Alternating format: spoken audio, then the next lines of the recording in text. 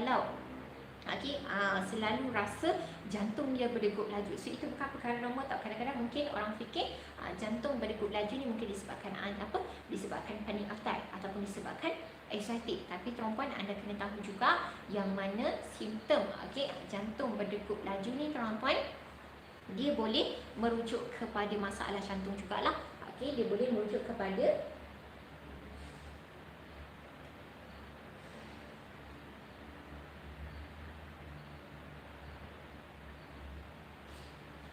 yang mana perempuan dia boleh merujuk kepada masalah jantung.